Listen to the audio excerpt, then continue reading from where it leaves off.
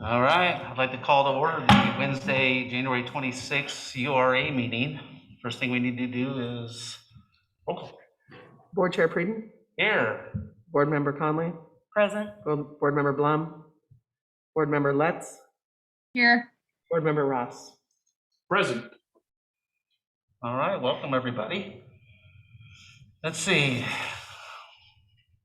The first item on the URA meeting agenda is the consent agenda, and we need a motion.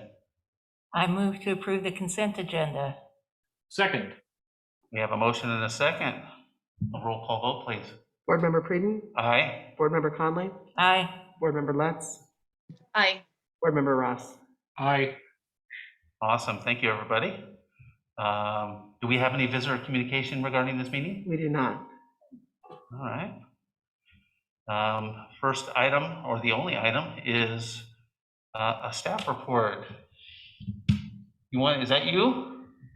Yeah, it's myself, Carrie, and Elaine Howard, who you all know is the consultant we've had on board for, gosh, maybe almost 2 years now. Helped us draft and revise and update our urban renewal agency plan in the fall of 2020, sorry. And so she's been helping us with drafting the resolution that's before you tonight. So I'll provide a brief overview and then open it up for questions and discussion. You all just approved the minutes from the January 12th meeting. So the discussion and the summary of the discussion is fresh as it relates to the offer that the urban renewal agency extended to the Forest Service for $675,000 to purchase the East Portal property.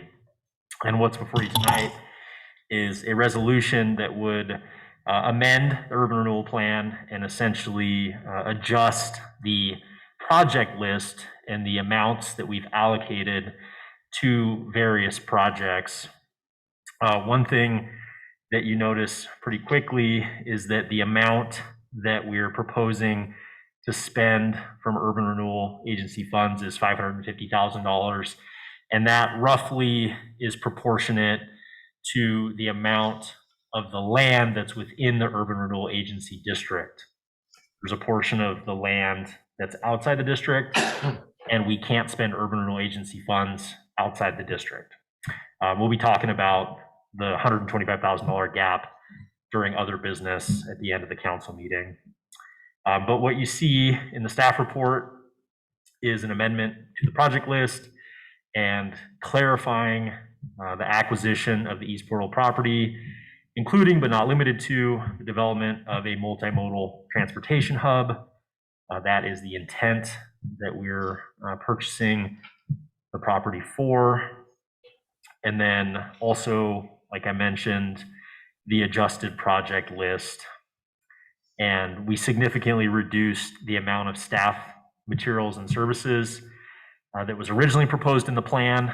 When we had put it together, we didn't quite know if the projects would fully align with other department projects. And in that case, we already have staff working on those projects. And so what we have been doing for the last year or so is tracking not all, but some staff time spent on urban renewal agency projects and having actually a proportion of their personal services, our personal services, being paid through urban renewal agency. So long story short, we don't anticipate hiring a part-time or full-time urban renewal agency project manager or executive director. I'm the executive director, and we as a city staff are the project managers. So we feel comfortable significantly reducing that number, allocating those funds to the East Portal property acquisition. And then same with the reduction with loans, technical assistance, and grants. The $575,000 number was not developed through a rigorous process of where all of those funds would be allocated. So we felt it more appropriate to reduce that amount than to reduce from US 20 roundabout or Adams Avenue or workforce housing or other priority projects that we've already established. opposed to these sort of catch-all categories, if that makes sense. So I think I'll pause and take any questions. And Elaine or Carrie, like I said, we've been working on this in a team effort, and take questions as it relates to the resolution and the changes to the urban renewal plan and project list. And then afterwards, I do want to provide a little bit of a project update that I got from the Forest Service on Monday. So, Okay. Appreciate that start. Welcome, Elaine. Good to see you. I'm going to go ahead and start up with these guys. Councilor Letts, do you have any questions regarding this? No, I don't have any questions or comments. Okay, Councilor Ross. I don't have any either because I accidentally printed out the entire packet and read it all. Realized I didn't have to. No questions. Do you have any particular questions? I have no questions either, other than yay, let's keep going. Yeah, I just have one question, and it's more for clarification, just to make sure that we're covering all our bases. So because we're not paying for the whole thing with URA dollars, is the percentage of UA dollars pretty similar to the percentage of land that's it all corresponds? yeah, we did literally some napkin math to calculate the percentage of land, the proportion of land in the URA, and then relative to the proportion of the $675,000.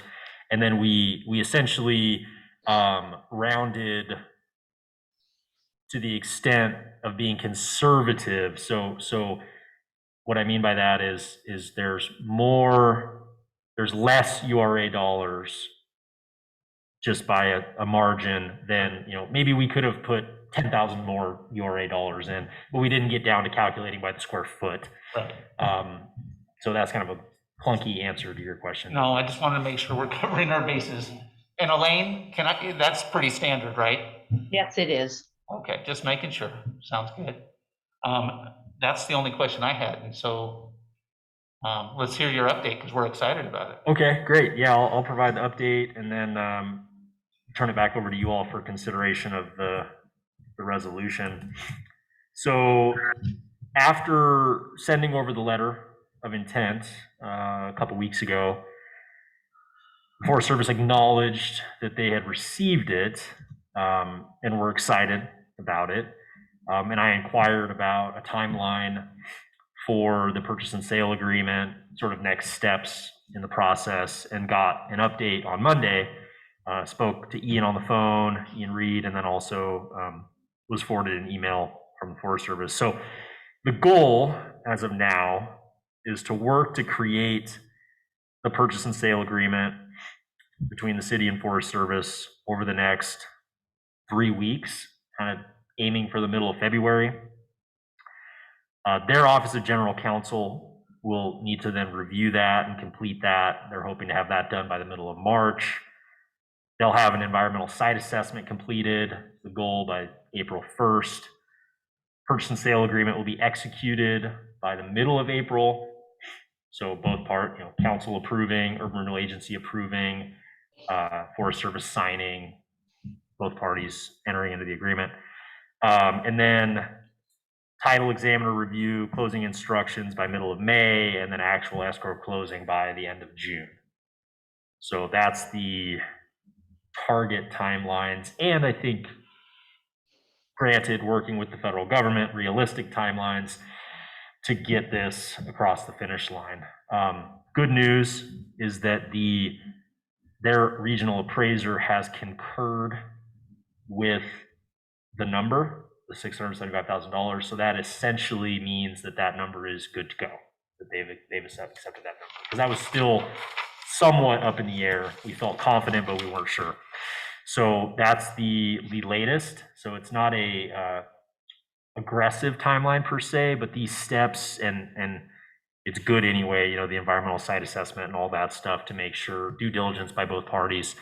That's just good standard practice anyway. So that's the update. Happy to answer any other questions or if there's any other comments on the project or the process.